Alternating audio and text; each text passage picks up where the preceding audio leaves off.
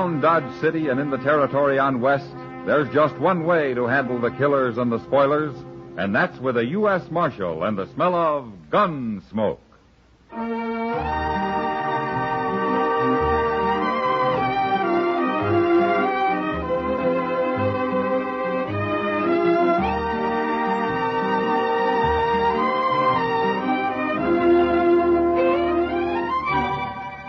Gunsmoke, starring William Conrad. The story of the violence that moved west with young America. The story of a man who moved with it. Matt Dillon, United States Marshal.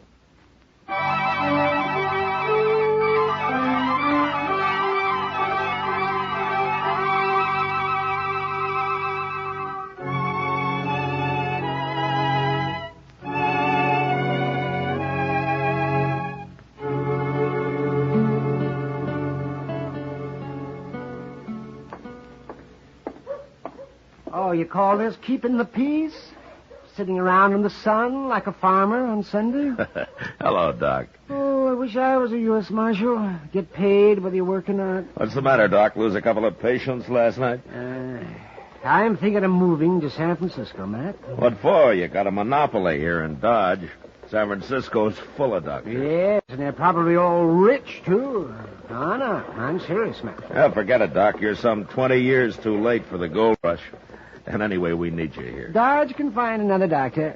I'm tired of working day and night and getting paid with promises. Well, you need some money. I'll call a town meeting and shake it out of these people, Doc.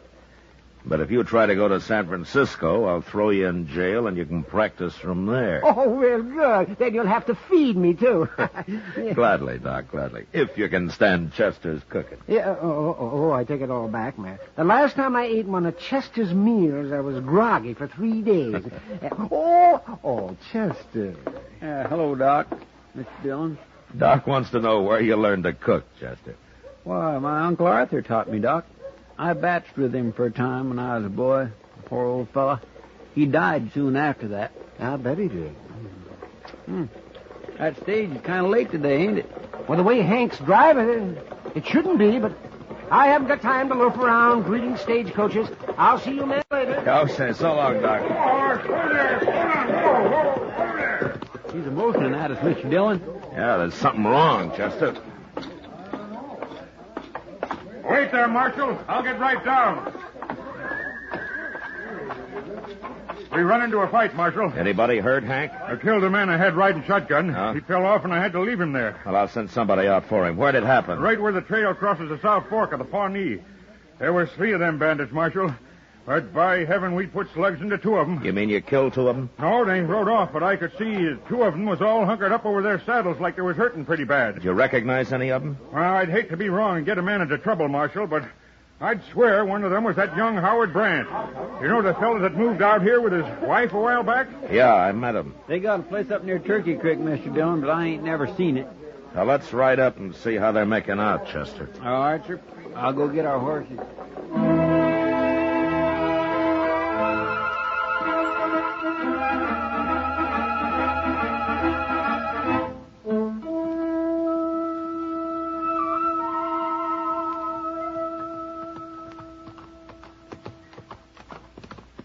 I met Howard Brandt when he first come out here, Mr. Dillon. He sure didn't seem like no bandit to me. Real gentle, easy-going fella. That's like a horse that won't buck when you first get on him, Chester. He's waiting to come loose when you least expect it. Yes, sir. Hey, there's Miss Brandt now. She must have seen us coming. Yeah. All right. Oh.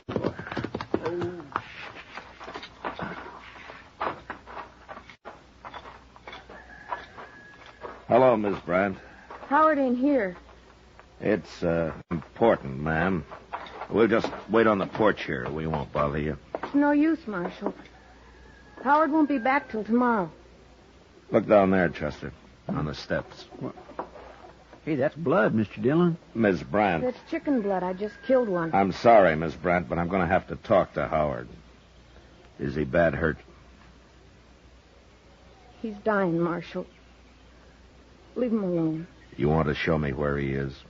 Marshal, leave him die in peace. He ain't got long. You'll kill him asking him questions. I don't figure he'll live through the night as it is.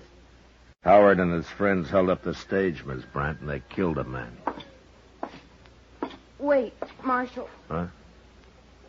I'll tell you.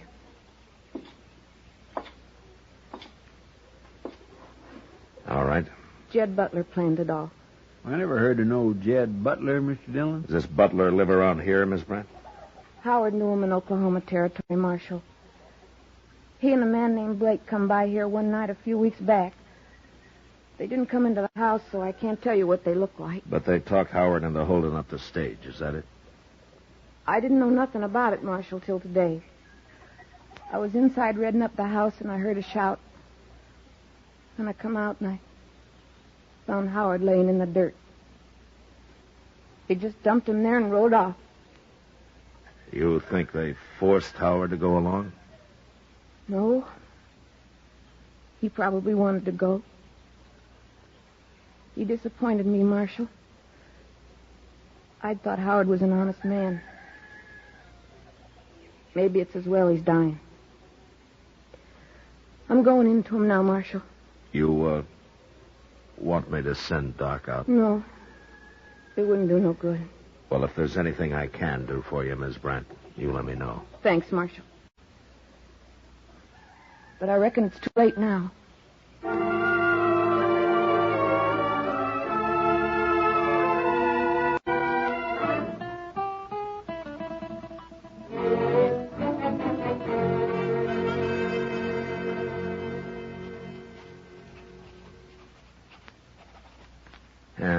There. Chester, take this down to Mr. Hightower and have him print up some wanted notices from it, huh? Yes, sir. I guess that's about all I can do about Jed Butler and his friend right now. Oh, somebody will spot him and come tell you sooner or later. And I hope so. It's already been 2 days. Matt? Hello, Chester. Oh, hello, Miss Kitty. Oh, what's the trouble, Kitty? I just went up to Doc's office to get some stuff in my throat. He isn't there. Well, should he be? Was he expecting He you? wasn't there this morning either. When'd you see him last, Matt? Why, come to think of it, not since the day of the stage holdup. Why? I was with him that night, Matt. He came into the Texas Trail real late. Yeah? We were sitting there talking, and some kid brought him a message. Doc didn't say it was from, but he left. And as far as I can find out, nobody's seen him since. Hey, by golly, Mr. Dillon, she's right. I ain't seen Doc neither. That was 2 days ago, Matt. Well, sometimes Doc's out on a call longer than that. You're trying to fool yourself, Matt. Yeah, I guess I am. I heard about 2 of those bandits being shot. Well, it sure couldn't have been Miss Brandt who come for Doc. No. You mean one of those men was Howard Brandt? Well, they left him at his house. I didn't see him, but I believe Miss Brandt. And he probably died last night. I feel sorrier for her than him. I guess I do too, Kitty. But what about Doc, Matt? What are you going to do? Well, Kitty, if I knew where those men are, I'd have gone after him before now. They're holding him. They might even kill him. Look, Kitty, I can't go out and ride around on the prairie hoping to bump into him somewhere. If anything happens to Doc, I'll go after those men myself, Matt. Well, maybe they'll just turn him loose when he's through doctoring the men. I wish I could believe that. Yeah. Yeah, so do I.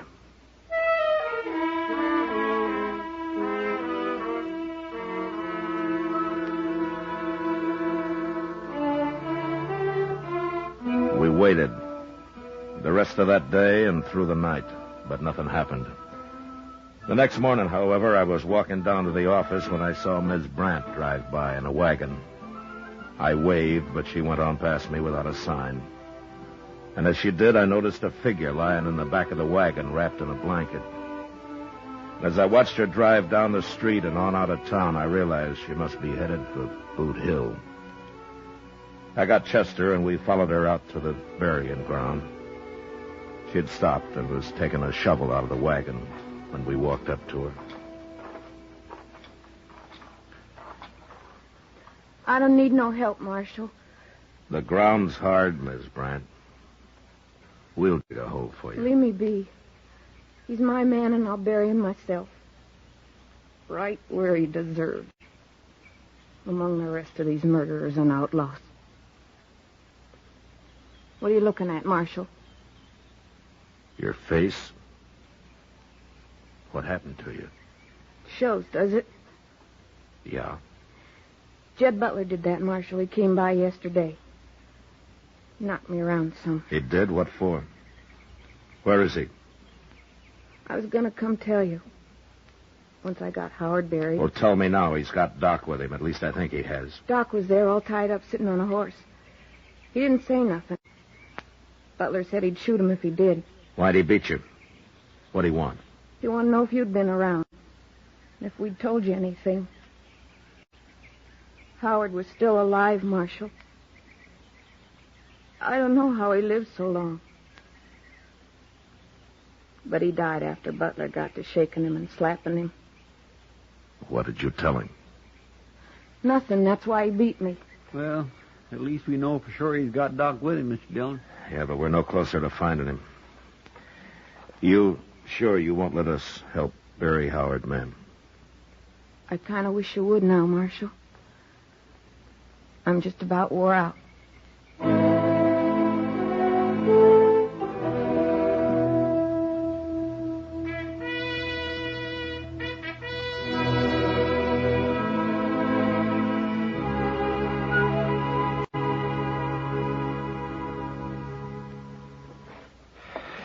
Mr. Dillon, I just can't stand this waiting around doing nothing much longer. Couldn't you organize a posse or something? Butler'd get scared if he got wind of a posse, Chester. You mean he'd shoot Doc and try to get away? Yeah, he might.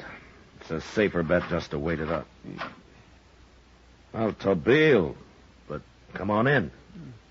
How are you, Tobile? Tobile always good, Chester. Where you been the last month, anyway? Out scalping white men? Tobile no scalp white man long time. Maybe too long. Well, for a tame Indian, you sure got a wild look in your eye. What you doing here? Tobile hunt antelope on prairie. Huh? Way off see two white men. One ride very funny. Tobile go very close. They no see, but Tobile see. What did you see, Tobile? White medicine man. What, Doc? Good man. Take bullet out of Tobile long time ago. No like him all tied in rope. Come quick, tell Marshal. Do you know where they are? Can you track them? White man easy to track, like buffalo herd. Always big fool. When was this, Tobile? Yesterday. Long ride from here. All right. Chester, go get our horses and find a fresh one for Tobile. Maybe we won't be too late.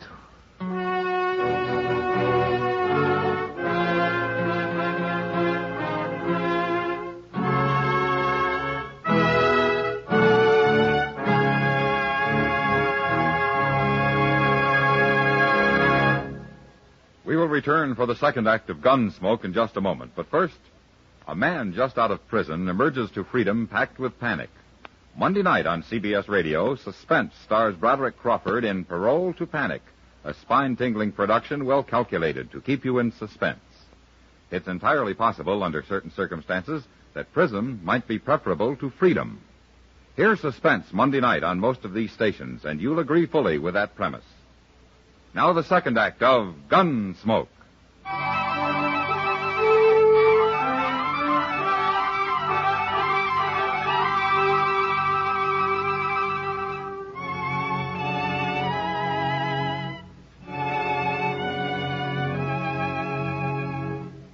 It was 60 miles to where Tobile had seen Doc and Jed Butler, but we rode hard and covered it in a very few hours. From there on, however, with Tobile tracking, we had to slow down.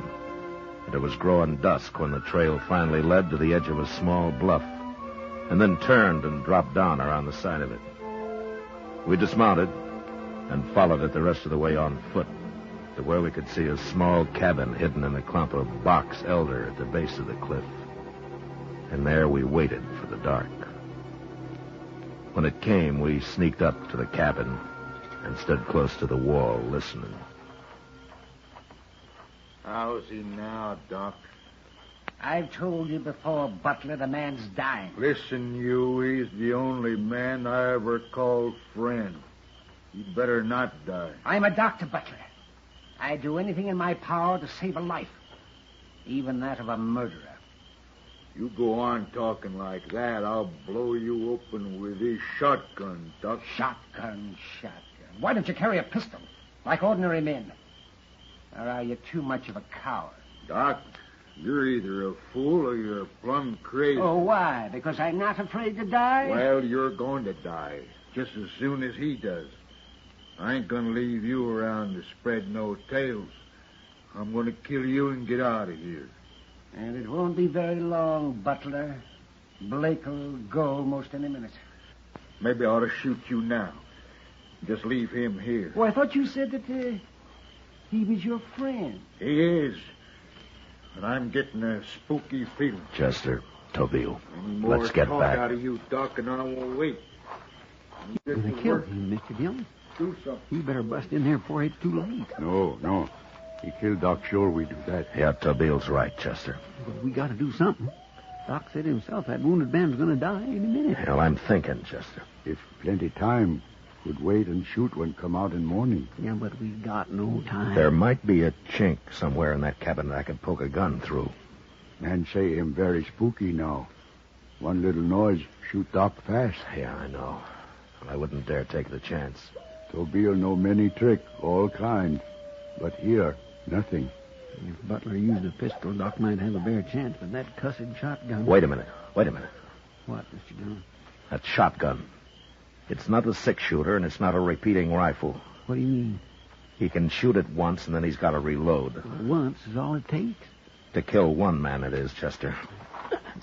What are you doing, Mr. Dillon? Here, take my gun belt, Chester. What? Here, take it. Yes, sir, but what for? I'm going in there. Unarmed. What? Now, when I get inside, you and Tobile sneak up close. And you'll be ready to come through that door when you hear his shotgun go off. Mr. Dillon, you can't do that. Yes, I can. He'll kill you, sure. Maybe. But if you two don't get in there fast, if he does shoot, he'll club Doc to death. But, Mr. Dillon... All right, now, quiet.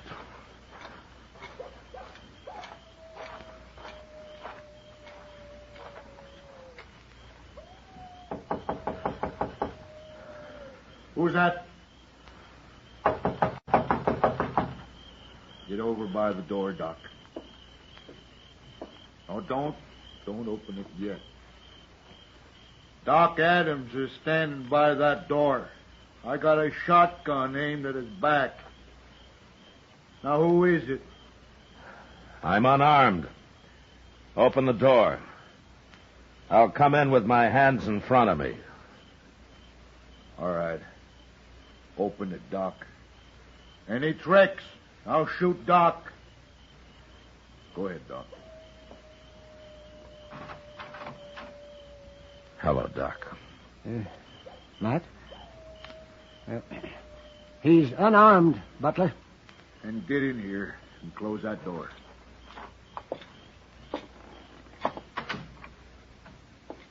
Who are you? Matt Dillon. Dillon. Marshal? That's right. You got some men outside, huh? Well, it won't do no good, Marshal.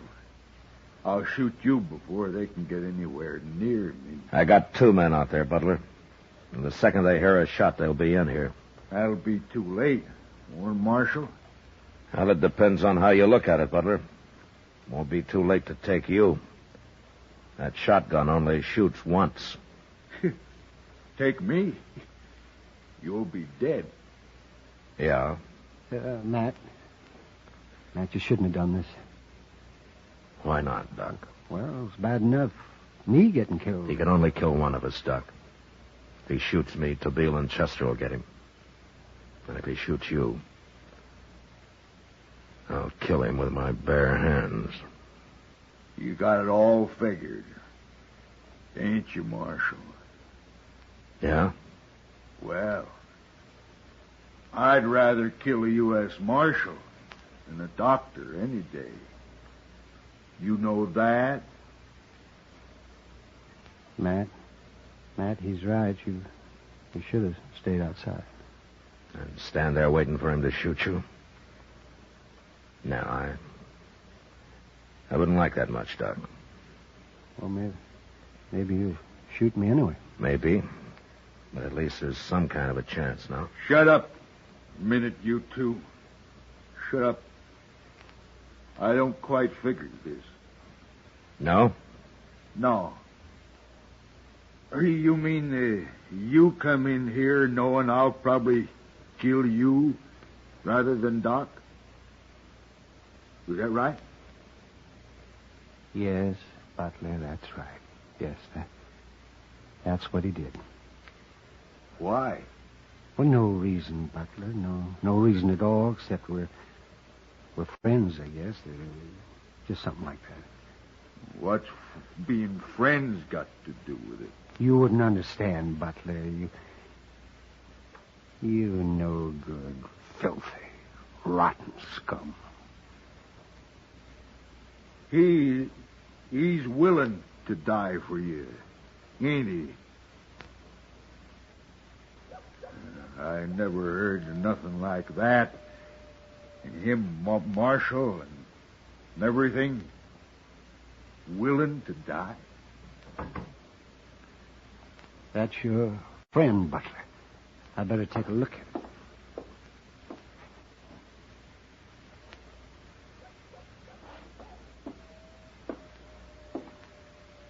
He's dead now. Well, make up your mind, Butler. I just don't understand a man like that. Greater love hath no man than this, that a man lay down his life for his friends. What's that? You ain't saying that. That come from something. Scripture, huh? Is that what it is? Blake's the only friend I ever had. Oh, and a while ago you were willing to leave him here to die. Alone. You don't know anything about friendship, Butler. No, I guess I don't. Anyways, if I was in a spot like you, there ain't nobody in the world would have walked in here to do for me what the Marshal's willing to do for you. Oh, and I feel sorry for you, Butler. Real sorry. If it'll still give you pleasure to shoot, well, go ahead. No. I'd just get killed anyway.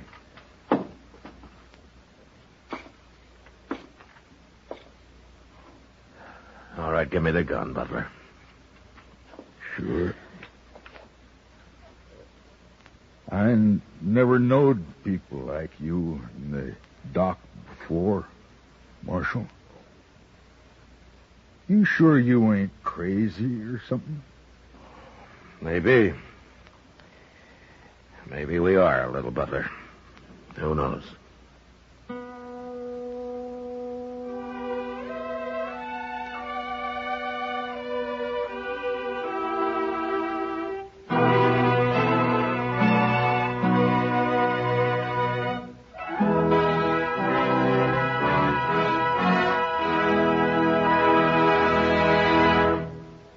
Gunsmoke, under the direction of Norman Macdonald, stars William Conrad as Matt Dillon, U.S. Marshal. Tonight's story was specially written for Gunsmoke by John Meston, with music composed and conducted by Rex Corey. Featured in the cast were Joyce McCluskey, John Daner, Frank Gerstle, and Ralph Moody. Harley Bear as Chester, Howard McNear as Doc, and Georgia Ellis as Kitty. Join us again next week as Matt Dillon, U.S. Marshal, fights to bring law and order out of the wild violence of the West in Gunsmoke.